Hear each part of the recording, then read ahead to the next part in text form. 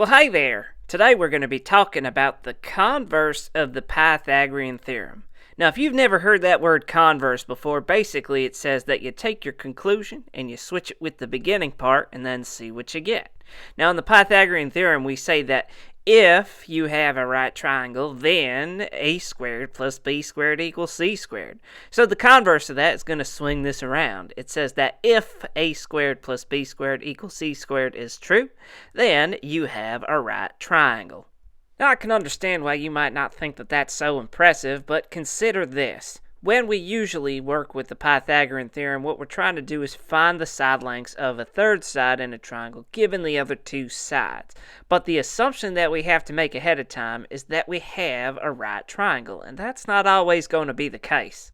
So originally it seemed like the usefulness of the Pythagorean Theorem kind of ended there. But turns out that with this particular converse statement, not only can we prove that a triangle is a right triangle by showing that a squared plus b squared equals c squared, if we find out that a squared plus b squared doesn't equal c squared, we can actually classify the triangle as either acute or obtuse. And as a side note here, if you don't know, an acute triangle is a triangle that has all acute angles, and an obtuse triangle is a triangle that has one obtuse angle. In fact, you can't really have a triangle with more than one obtuse angle. Fun facts!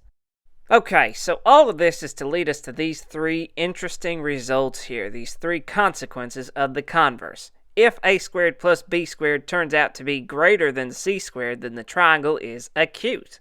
And if a squared plus b squared is the same as c squared equal to, then of course it's a right triangle. That's the Pythagorean Theorem. If it's less than, then the triangle is obtuse. All the example problems we're going to be working with today are going to take advantage of these three facts. So, if you don't have the time to get them memorized, at least make sure that you have them written down somewhere so you can refer to something while I'm working. Okay? Let's take a look at some examples, shall we? And our first problem asks us if the triangle below is a right triangle. For this problem, all we got to do is show that the two short sides squared, 3 squared and 5 squared, combines to equal 7 squared, whatever that comes out to.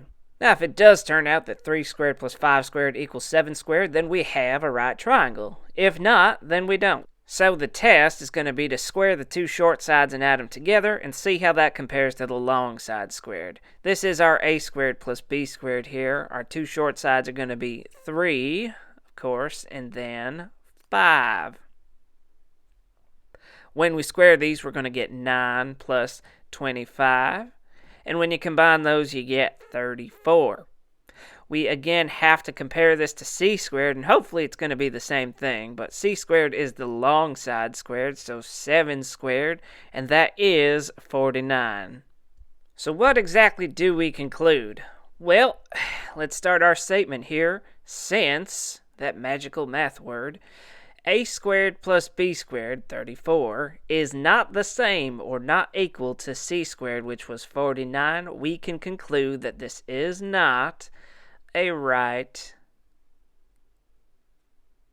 triangle. Boy, that's a long word. But the result is the same. A squared plus b squared not equal to c squared, then not a right triangle. Let's see what our next example has for us.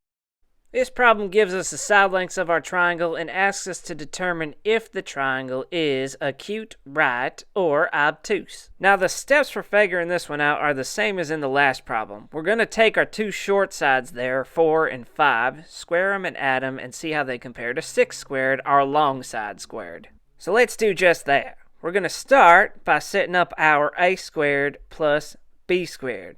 Now let me be clear, doesn't matter what we call a and b as long as we're using the two short sides here. So as long as I have 4 squared and 5 squared, I'm good. 4 squared is 16, 5 squared is 25, and of course when we put those two things together, that's going to give us 41. So once again, we're trying to compare this to the long side squared, our c squared if you will. This time it is 6. 6 squared is 36. We have all the information we need to draw our conclusion now. Start with the word since, because we want people to know that we know why we're right. A squared plus b squared, our 41, was greater than our c squared value of 36. We conclude that our triangle is indeed acute. Whew! Take a deep breath, folks. We done did it. Let's go ahead and take a look at our last example problem here today. Okay, and in our last problem here, we're doing the same thing. We're trying to show the triangle is either acute, right, or obtuse. So that means we compare 5 squared and 8 squared combined to 12 squared all by itself. Let's go ahead and set this up like before. So we do a squared plus b squared, keeping in mind we're trying to use our two short sides. 5 there we go, squared plus 8 squared. Do all the math out there. We're going to get 25 plus 64. Put those two things together, and that gives us 89. Now we need to find c squared. C is our long side, so we're going to do 12 squared, and that's going to give us 144. And just like before, we're going to go ahead and write a nice concluding statement here. Start with the word since, and then we have a squared plus b squared, which was 89, this time being smaller than our c squared value of 144. Now we conclude that we have an obtuse triangle.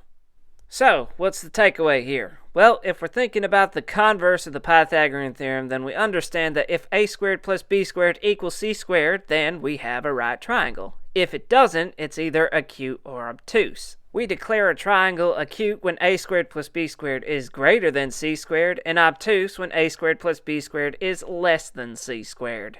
Keep these facts straight and you should have no trouble at all. Good luck. See you next time.